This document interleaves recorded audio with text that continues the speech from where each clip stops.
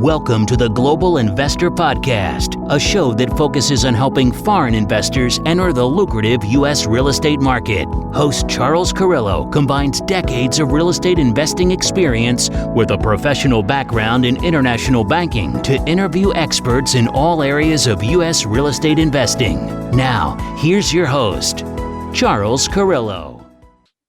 Welcome to another episode of the Global Investors Podcast. I'm your host, Charles Carillo. Today we have Maureen Miles. Maureen is from Connecticut, about a 30-minute drive from where I grew up, and she brings over 25 years of real estate experience to her current firm, where over the past 5 years, she has raised over $75 million to purchase over 3,000 multifamily units. So thank you so much for being on, Maureen. Thanks for having me, Charles. Nice to meet you. So you have a pretty interesting background, you've been a realtor and all different kind of parts of real estate. What was your background prior to starting to invest in real estate? Actually, I was in IT. I was a network engineer for one of the large telecom companies, is what I did for my day job. And I ended up getting put on this Asian assignment. So I had to work kind of these off hours. And I started just looking for other options. I wasn't happy with the timing, like my job, I had to be there a certain time of day. I remember I couldn't get my kids off the bus. And that was really bothering me because I was like home all day by myself. My kids were, middle school or something. And I couldn't be there to just get them off the bus. I had like this 10 minutes, I would be like 10 minutes late to work, and my boss would not let me, even though I made my own schedule and I said, hey, I'll work an extra 2 hours. Just let me come in 15 minutes late, It's like, nope. And so that, fortunately for me, that is what pushed me over into looking for something else. Like, what else can I do? How can I get out of this? I don't want to be a slave to this Yahoo that is controlling my exact schedule, So it really is, it just built up this as energy in me to go ahead and just find something else to do. And so so during the day, I started buying smaller multis. We'd buy 2 to 4 unit properties and maybe a single family now and then to flip. And just started doing that during the day. About 3 o'clock, I'd go grab a shower, change into business clothes and go. Especially I still have paint in my hair because we did a lot of work ourselves back then. And yeah, I'd go to work, do my network engineering job, and in the morning get up and just do it all over again. So I did that for quite a few years, actually. Why did you choose real estate as your investment vehicle when you started? What I like is, like, once you can understand the system, it's repeatable, right? We can go get another job. We can work overtime. We can, there's ways to make money that we're trained, but you're limited. Where I understood the concept of real estate, at least, that, you have a building, people move in, you rent it out, you get the spread. Like, I'm always trying to teach my kids these concepts too. So I'm like, I really think wealth is made on the spread of anything. If you're fighting every inch of the way or having to show up for X amount of hours, you could be comfortable, that's fine, but you're never really going to gain true wealth where you have control of your time in that matter. So I understood that concept, and it made sense to me. Real estate's really a low barrier to entry, which works as a positive and a negative as you're doing the business, right?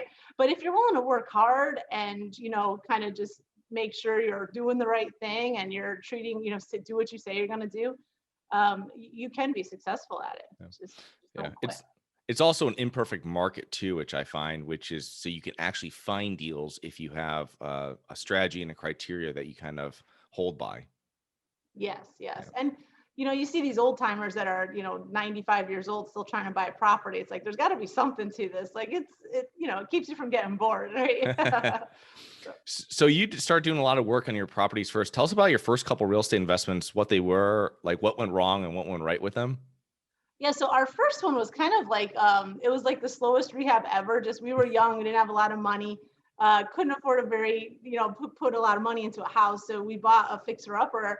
I grew up helping this contractor that was like flipping houses way back when it was not a cool thing and there was no TV involved. But so he bought a house next to my grandfather's and was flipping that. And I used to go and help, and I used to just clean up the job site at night, and they paid me, I don't know, 10 or 20 bucks, which back then I was thrilled to get, and I was a teenager. And so I actually learned, though, by helping. I learned how to install kitchens. I learned how to do roofs. I could build chimneys. I know how to sheetrock, do finished carpentry. So I learned all those skills. So our very first property was our own home. We just bought that and we fixed it up over a couple of years. But we did all the work ourselves, and my husband and I, and sold it. And we ended up splitting a lot off of that. So we basically, the lot sold for what we bought the house for. And then we sold the house for about 3 times what we bought it. And we're like, there's something to this real estate. Like, this works pretty well. Like, we did that well. Then my first official multifamily investment was a 2-family that we bought. We actually literally, and it sounds so cliche, but we literally bought it as a for sale by owner. We sat at a Starbucks and we wrote out the terms on a napkin, right? And I remember giving it to my attorney. He's like, "Are you serious, Maureen? Like, what is this?" But we just agreed, and it was an awesome contract, and there was no issues. We just closed. Everybody did what they said they're going to do. There was no, turmoil. Nowadays, we get so caught up in these contracts and terms and ways out, but that was an awesome thing. And we bought another 2-family, and then we got kind of tapped out because we had all our cash going into renovating those 4 units at the time, and then the market started to tank. So that was 2007 probably. So we were able to hold those properties, never lost them, never had any issues with the bank, because I know that they had the cash flow. Rule number 1, your multifamily investment property needs the cash flow. Like, if there's a bump in the market, you got to ride that out. So, if you're buying for appreciation, you need to be careful. But because we bought for cash flow, and it didn't make much right then because we were trying to improve it and, rent it out for more. And then as the market slipped, we weren't able to rent it out for more really, but we always maintained it and kept it. And what happened is then coming up into like 2008, 2009, I mean, properties were a quarter of what we were paying for them before, and stuff really cash flowed. And by then, some of my friends knew what I did. Some of my people, I got involved with some real estate groups. I didn't even know they existed when I started. I didn't know that there were RIAs all over and things like that. I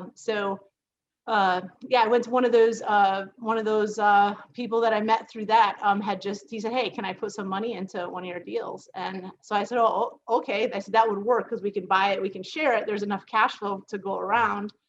And so I went on this, I just started taking education classes, learning how to deal with private money, because I didn't want to break a law. Back in that recession time, you hear that people are going to jail for doing certain things with mortgages and all these short sale issues, and I didn't want to go to jail, right? And I didn't know what I didn't know, and that was kind of holding me back. But I really wanted to be able to buy more, so that's where I kind of came across one of the courses on syndication and understanding how to put a larger property together. So that was kind of like my first, just like just peeking through the crack a little bit, like, oh, this is a thing. Like, what is that? And so we went and we built up the smaller multis. I had about 30 units before I just kind of hit this wall. We would buy some, sell some, things like that. My husband helped, my kids helped. It was if my brother helped a lot too. And I just hit this wall, man. I got burnt out. We were self-managing, self-renovating. And then an opportunity came from my job.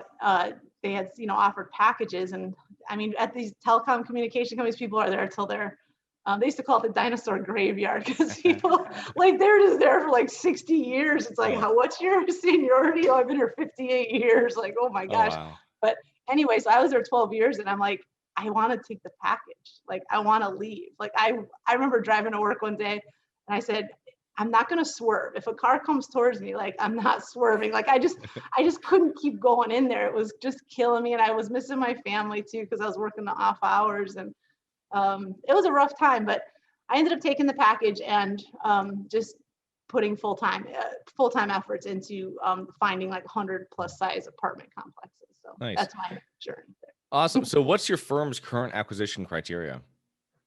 So our firm's current acquisition criteria is we like deals that make money. That's what I tell brokers too. So we really can deal with a spectrum of things. I always tell people, like, what's a good deal for a great opportunity for my team may not be a good opportunity for your team. So I do have the construction background. Our team has insurance background experts. So we could deal with if somebody had a fire, we know how to deal with those types of things. The biggest renovation I did was we bought a 280 unit property that was 40% occupied. So there were 200 down units.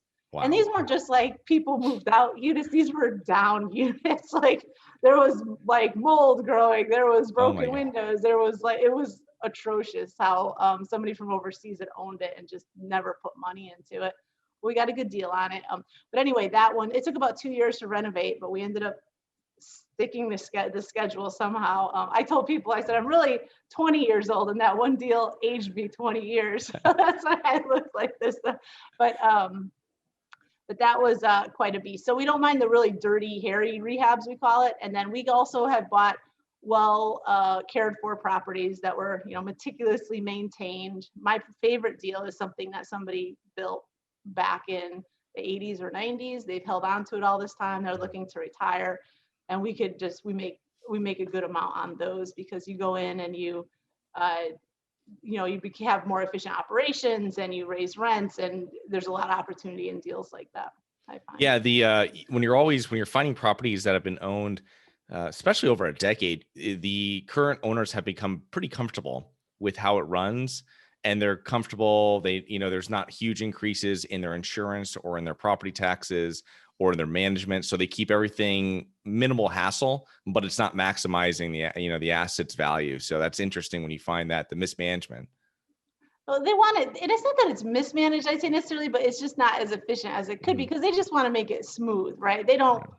We actually bought one about a year ago now, and it was like 82%. And we kept the team for a little while, and we noticed they weren't getting above 82%, even though but they're just used to, well, this is the way a property should run, right? And we're like, no. So we, so it's just funny that it's just a mindset. It's like they just want it smooth, like just no trouble, just smooth. Don't have rent, right? Don't raise the rent. Just have everything quiet and smooth. Like it's kind of their mentality I found. So you started a property management company and a construction company to handle heavy rehabs, which you just talked about, that 200 down units. Why did you switch from third-party management to an in-house management system that you have now? So we went through 4 management companies before I just realized, like, it's so much energy. Like I noticed I was spending so much time like trying to find the errors and where did they miss, and because I just didn't have the confidence that they knew what they were doing. And I never had issues with the owners of the management company. I think they're always well intended, and they're trying to do the best for you. It's always like this like regional layer that like you get somebody on your property that is working well, and maybe you work with them a little bit, or they kind of know what you want, like a manager, and then one day she'd just be gone. I'm like, where's so and so? And they're like, well, we needed her at a different property on the portfolio. I'm like, and that kept happening. And then, so they were taking the people that we would get used to. And for me, this business is a lot about the people. Yep. It's because a good manager will make or break you. You can have a great property and you put a manager with a bad attitude in there, and she will destroy that property. Or you take a really bad property with a great manager, and that thing will just start singing. Like it's wonderful. So it really is about the people. And that was really, that's probably one of the biggest things that got me, is just they would take the people away. Like as soon as we get all, kind of, there's like a harmony when you have the right team on the right property. There's like something magical that happens there. And that kept getting disrupted. So, I said, instead of spending all this energy, like fighting with the manager, like the management company, and having them like, I needed certain reports, certain ways and things like that, so I could understand from a distance what was happening. And I said, let's just like, I'd rather, instead of like fighting, let's push it down. So we had our, we kind of get our own processes and procedures and push them down is what we started off doing. And that was the intent of it. Is just, it really wasn't for like, if you're going to do it to make money, I don't know if it's a great idea. It's more for control of it. And I could have the people stay there, and I could have, my people, and understand it. But so really it's just a control. It's one, to me, it was less risky having that in-house because I can control it. And the same thing with the construction company, that large rehab we talked about, I had 4 GCs. 4 is like my number, I guess, where I hit the wall. So 4 GCs, I had to fire off that job. And I mean, at one point I had about 10 people from Connecticut that used to help me rehab way back. I had family members. My daughter came down. That was her introduction into the business. One day I had to go home at one point, and she was running 70 subs a day were showing up there, and she was paying them and controlling them. And, I was very proud of her for handling that, but it was a beast to make sure it all ran, because how contractors, somebody told me contractors are contractors for a reason. For 90% of them, there's some reason they don't have normal jobs. So I always remember that when I get frustrated with a contractor. I love contractors. There's very good contractors out there. So not dissing on the contractors, but sometimes they're hard to manage, like herding cats a little bit. It's awesome that you have a great project manager though, when you're doing this so that you can manage all of that. I mean, that's so important. And that's also something too, that you want to kind of, we always take that into our hands. We're not going to have the property management company handle that either. I mean, that's something that you want to do yourself to make sure that you're actually speaking to the contractors that you're going to be hiring. And then you can you're not going through a third party telling him, oh, this contractor should be fine or anything like this. So that's, how many units did you have when you started your own property management company? I think we had about 1,600, I want to say. Oh, wow. Okay. So it wasn't that many, but it was enough for regional. And so actually what we did during the COVID time, what we did is I just realized that we needed more, we need more checks and balances. We needed more marketing expertise. We needed more focus on HR, things like that. And so I ended up kind of I would say shutting down, but I took my property management company and I joined with a woman who was leaving when she managed over 10,000 units. And I said, let's do this together. We formed a JV. So she handles the third party now. And that way my properties get that corporate support that's kind of paid for by the third party management. And that's been growing just wicked fast. That's been growing very quickly. And that's a big load off mine because they kind of came with all their process and procedures for a 10,000 unit portfolio where we were struggling with growth because it's you kind of have all the balls in the air all the time. And, then you add, we grew so fast in 2019, we bought 1,400 units. So we kept growing and growing and growing. And, there's just limits. So I was like, do you hire the people? Do you wait for the business? It's, always a kind of a little bit of constraint there. And yeah, anyway, just questioning. 1,600 units though gives you a lot of scale though, which is great because I mean, you couldn't, if you did it earlier, it probably wouldn't make financial sense, even though you'd have the more control over some of the properties and some of the projects that you're working on. But yeah, and I think it depends what state you're operating into. There's a lot more HR issues in some states, and then we moved into Indiana, and Indiana had a heavier burden on kind of HR people and things like that. And, we operate out of Georgia and Tennessee. There's certain things, Texas, there's different things. So it's when you start going across different states too, you start to really need someone that can focus on making sure you're following the rules and doing the right things and giving the right notices to the right people and all that stuff.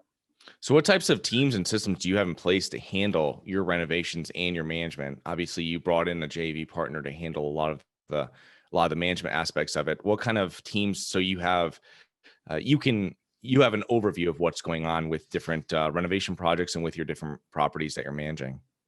We do. I ended up, it took a long time to get that right person to lead the so I have someone that basically runs the construction company for me now as well.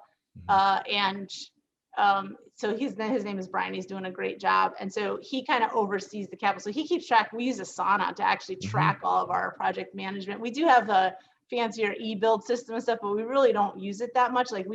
In Asana, we're able to track that and manage that. And he has a great project management experience and insurance background and everything. So he's just been awesome. So what I've learned in this business too is we can't be good at everything and we can't run everything. So you find the right people and just go with them. And now there's a team of us. We're a force when we show up. We can accomplish anything, right? So we use Asana again for that. We're using RealPage now when we switch property management systems. We're using Yardi. We use RealPage. Trying to think, he has Xactimate and stuff like that when we're doing insurance or any kind of insurance work, or if we are, just trying to break down a job. But yeah, that's nothing magical that everybody doesn't have access to. It's just a matter of using it, putting the right information in. And then in the asset management company too, I have a partner, William, who's been awesome.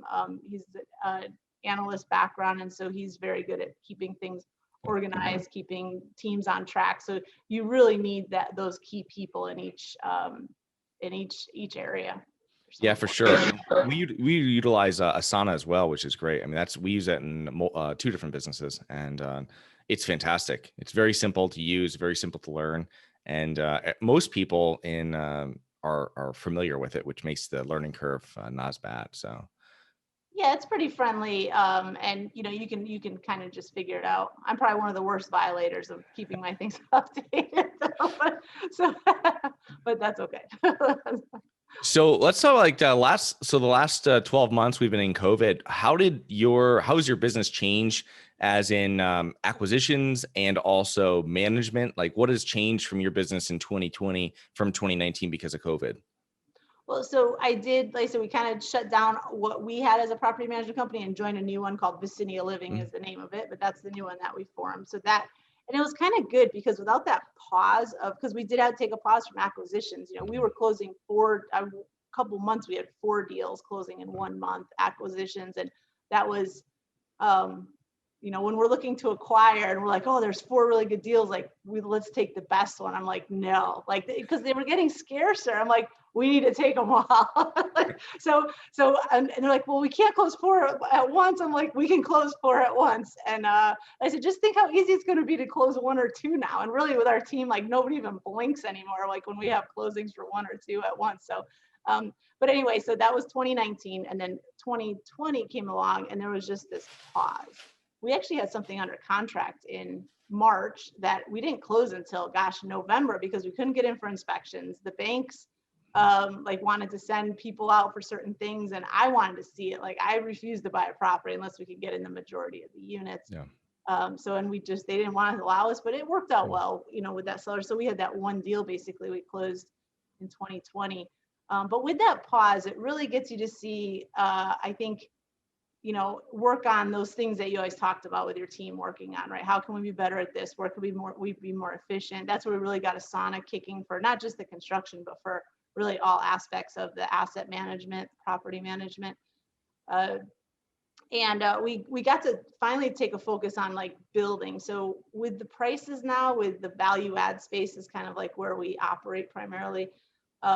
With what they're paying in some of these markets we want to get into, we realize it's better to build, like for just a couple 10 or 20, sometimes 30,000 more a door, you can have a brand new asset. And so we got into building. We actually are building 2 in Texas right now, 166 units and 320 units. Wow.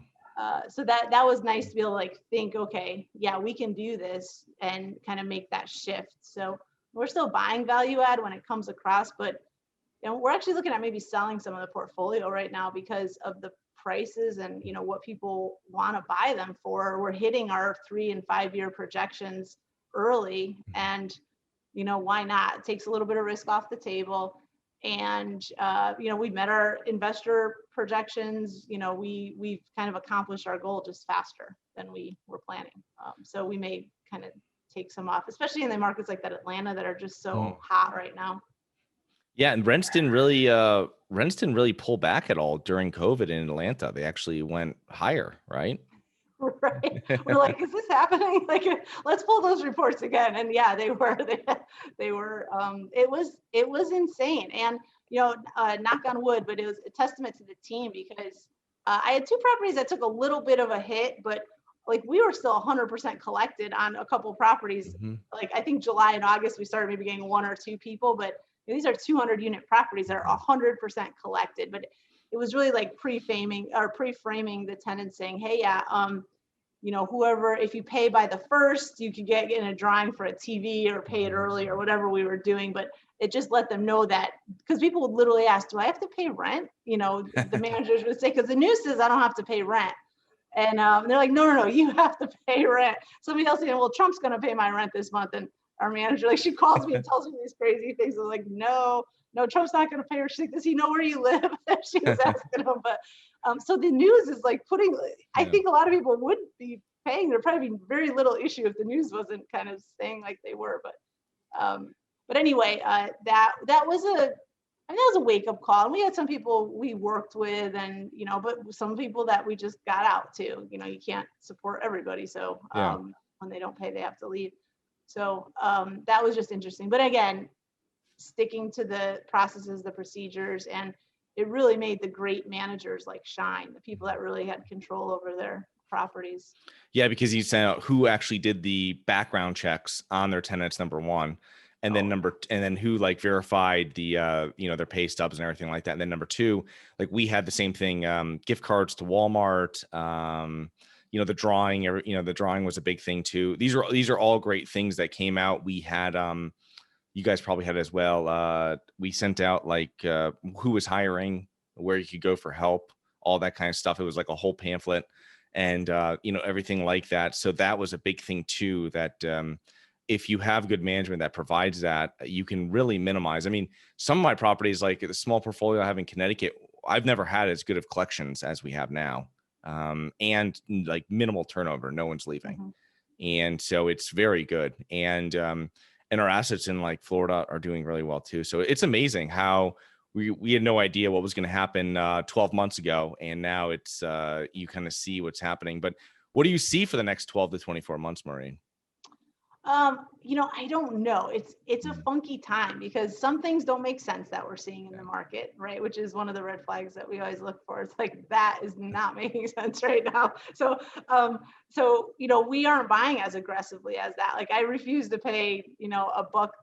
There was a property, oh my gosh, like when we started in Atlanta, we bought it for 24 a door. We sold it 2 years later for 50 a door. So we crushed it. We made actually 2 deals like that happened in Atlanta, right near each other. So sold them both for double. Then those people that bought them from us sold them for 70 a door. And now they're trading for 90 a door. And I'm just like, no way. Like, that is insane to me. But again, who knows? They could double again, right? We could be saying, wow, those are 200 a door now. I mean, you just don't know. And we don't have crystal balls, but it makes me a little nervous that the government is stepping in so much. I mean, for us, it's great. These tenants that had fallen behind, they can catch up. That's great. But it's almost like they're training them to not pay, like, oh, just wait it out. They'll come in and save you. Like, we don't want our tenants with that, like, and so like, what's going to happen now? And we haven't seen really the fallout or really the money come yet that they were promising during this last vote on like the stimulus or whatever. So like the properties haven't seen it, but I'm concerned, like, what if people really do get used to just, hanging out for the next 12 months? What's going to happen in 12 months then, So that's what concerns me. It really depends on the state you're in, because in the Southeast it's completely different from where we're from in Connecticut. But on Connecticut, on one of their law websites, it says how to avoid eviction. And it says, just make sure what you owe your landlord isn't more than 6 months, not pay your rent, but just make sure that your outstanding balance is less than 6 months of rent. And you're like, well, that doesn't, I mean, what kind of rationale is that? Leave it to Connecticut and with something like that. But it's amazing where the state, depending on if the state has your back or not, depending on what's happening, it's so important that when you're choosing your target markets, that you're finding landlord friendly states, and then you're obviously, researching markets within that. But it makes all the difference, especially now. I mean, there's going to be, I think our federal moratorium is going to go all the way through 2021. And who knows for states? I mean, some of these really tenant-friendly states might go, another year plus. So who knows? I mean, and they are evicting people too. I think that's something else that people don't understand. Is they think they're not going to get evicted, but no, you will get evicted if you don't pay or make an effort to pay. And what you said about the states, and it's even the county, there's such a difference in counties and the way they treat it, especially like the Atlanta area. I won't buy in certain counties, just won't even do it because, not only with permits are just such a hassle, but, now you're getting all these multifamily properties that, if they weren't on collections, they would have slipped. It's like, you have to stay on that to make it happen. And so I do think there'll be some fallout, but I think it will be that 12 to 18 months. Some people were buying things with great plans and never putting a dime into them, never executing on the plans, just with appreciation or cap rate pullback, reduction, that they were just looking like superheroes, right? So there's a lot of really smart people in multifamily over the last few years. But I think that it may catch some of that too. The people that were kind of a little lackadaisical or just riding the wave, this may be the start of a little bit of that. I know hotels are, there's a lot of hotels coming up right now. A lot of restaurants won't recover. So in that kind of real estate, there's definitely going to be opportunities soon. But, my friends in those other types of real estate were jealous of me being in multifamily because it is the best, I think, of the commercial right now. Yeah, I think it's always a solid asset class if purchased correctly. But it's weird what you're saying about stuff getting expensive. And just a short tangent, like when I was buying in like 2010 or 2009, and then it got to like 2011, I was like, oh wow, it's expensive. You know what I mean? Because you're comparing the last 24 months and you're like, well, this is never thinking prices would ever get back to what they were for a long time in '07, right? Or '06. So you're like, wow, this is expensive. It's like, these are, this is twice what it was 2 years ago, stuff like this. But I mean, it's just going that way. But I think that asset prices, as the money's cheap and as we just can't stop printing money, I mean, it just, people want to put their money somewhere. And that's another thing too, is that chasing returns, but also people I think are going to accept lower returns for just having something that's, and I think real estate's one of the best inflation hedges. So and I think a lot of other people that know that. So. Absolutely, because your mortgage payment isn't going to change. So like I say, if you buy right now, as long as it was kind of back to that way back when we started with when I started with the smaller duplexes, we rode through that market transition, that cycle, because we bought on, it has to make money. Like the deal has to make money. Otherwise, stay home and stay in bed, right? We don't get out and do all this just for fun. But so like if you buy something where fundamentally it'll make money, and when you're operating in that like B and C space too, like people will rent. They always need a place to rent. That's something I learned way back when with the 3-family I had.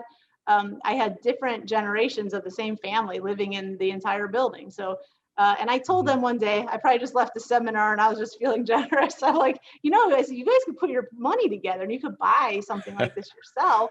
And you could your rent would be like in half. I think I made $1,200 or $1,500 a month off of that, just that one property. And they looked at me and they go, Maureen, they go, you're so crazy. They're like, we can't buy a house. And I'm like, no, you can. Like, I know what their background is. I know what they're, what they made and all this stuff. I'm like, no, you guys can. And they're like, no, we can't, Maureen, knock it off. Like, And it really made me realize that some people just rent their whole life. Their parents rented, their grandparents rented, they're going to rent, and their kids are going to rent. So if you can have a rental property where people working at the grocery store or Home Depot or a bank, right, it's just like normal average jobs, like you're going to have customers. As long as you run it decent, keep it clean, you'll stay full. If, so I think it's these class A people, double A, that are pushing. They may get stuck. Really low down C, like I hate having properties and I don't want to have a properties. As soon as somebody gets 2 nickels together, they just want to get out all the time because they never really there's never a synergy there. They never kind of hum along. So that B and C, like you will always have clients. They're not going anywhere. Exactly. And the thing too is with that, it's funny. I've one tenant I rented to. I was actually self-managing in New Britain at the time, my own properties, and they've just 10-year anniversary at one of my properties. My longest tenant ever, and a 3-family in New Britain, the nicest people ever. And they're perfectly happy with the annual rent increase of, minimal. I mean, we're in central Connecticut and stuff like that, but it is what it is. I mean, like solid tenants. And like you said, some people just don't want to own, and they're all set where they are. And like you said, there's a synergy of homeowners, but where you really make your money is when you can minimize that turnover, and maybe not 10 years, but 2 or 3 years. It makes such a difference if you can eke out another year of your tenants on average staying at your property versus leaving. I mean, it goes right to the NOI. Well, with those size properties too, the way I always viewed it is we would buy, say, a 3-family, and it's almost like a numbers game, like where you're trying to get the marble to fit. It's like the tenants come in, it's like choom choom, then all of a sudden, one locks in. Okay, that guy's gonna stay. Like, and then you're like messing around these other 2 units where they're leaving every year and doing this, like all of a sudden another one locks in. And man, when you can get them all locked in where they just hum along every year, they get to know each other, there's no problems. It's a beautiful thing. Especially in those properties when there's not enough parking and everything like that, and there's snow, and someone's got to park on the street, but someone's fine parking on the street, or whatever it is. And once that all gets as like a family, then it happens. But so what do you think are the main factors that have contributed to your success, Maureen? I guess just I'm always curious about how I can do better, how I can make things better, how I can I enjoy working with people too. I don't want to just do this myself. So I enjoy getting the team and seeing them grow and be successful as well. That's an important part. And I really fills up my soul when I take one of these properties that have been neglected, because you see these people there, especially the older people. And people say, well, if they didn't want to live there, they could just move. And no, a lot of people can't just move. Some of these older people I've had tenants that they've been there since 1978 in this place we bought. Like literally they were just as when it was built. I had a few properties like that. It was crazy. So I like coming in and actually making the property nice, because it really doesn't take more money to make sure the paint job is correct or not a hideous color, and make sure the windows aren't broken, and make sure it's clean in the morning. Like, it's just managing the team. And but I love that. It's almost like clouds lifting over a property when it's like clean and sparkly again, and people are happy and like it's alive again, instead of this place that nobody wants to be. So I look for those places that people run from so I can do that. And I really enjoy that. And I think my team enjoys that too. And also, I said, things don't always turn out the way you think they're going to turn out, but you just keep working with it. You just keep showing up. You just figure it out until you figure it out. Like, what do we have to do? I used to tell people that, like, this is going to work if I have to go stand out in the corner with a hot dog suit and friggin' rent units myself. Like, I will rent parking spaces. That's what I used to tell them. I have to stand in a hot dog suit and rent parking spaces. I will make this sucker work. And it's just that never quit kind of thing. It's like, well, that didn't work. Let's just keep going. And so that's been helping build. And again, just remembering it's about the people. When you get those really good people, like, even if you don't have a position for them in your company, you make one, like, because those people will carry you through anything you need and help out and always show up, make sure the team has a good synergy. And that's it. And just never taking shortcuts too. I think we get tempted a lot, especially as we get frustrated sometimes when we're starting. We see people sometimes buy properties, buy more than us, or wow, like, we both started the same time and this guy's here, this girl's here. But it doesn't matter. Like, just make sure your property makes sense. Like, verify everything. And so those are kind of things that I think helped my success. So not only the right people coming in at the right time, but just being really careful. If something sounds too good to be true, like, it probably is. So, be careful. Nice.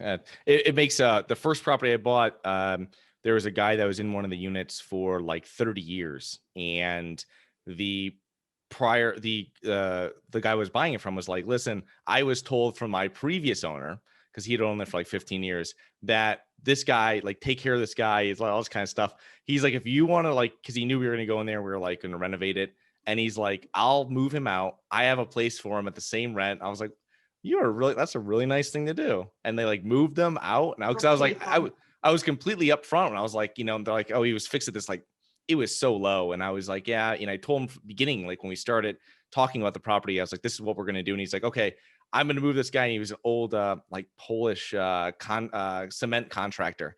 And he had his old pickup truck. I was like, sorry. I'm like, this is what we're doing. This is what we, our plan was. And they're like, and, Frank's going to he's moving you to this place. It's a nicer place, all this kind of stuff. And the guy was really cool with it. He had a phone on the wall. And I remember the last thing before I wrap up, that he was still renting from the phone company. And I was like, seriously, you're sending in, it was like, you're sending in a monthly check to the phone company for this damn phone, rotary phone that you have on the wall. That's so funny. That's when my grandfather died, we realized that he had been paying for a phone for like 60 years. They were renting on this red phone with the rotary. I know exactly what you're talking about. That's so funny. But it's just interesting how people, the relationships, because I still have relationships with that guy that I bought the property from. And it's just like, oh, you're just you're in here for the long haul and you want to be honest. And 15 years ago, that guy's probably passed away that you bought the house from, but you're still honoring your, what you told him, a verbal agreement about one of the tenants that he really valued. So if you do that long enough, I'm talking about the guy 25 years later. So it's amazing. So. That's awesome.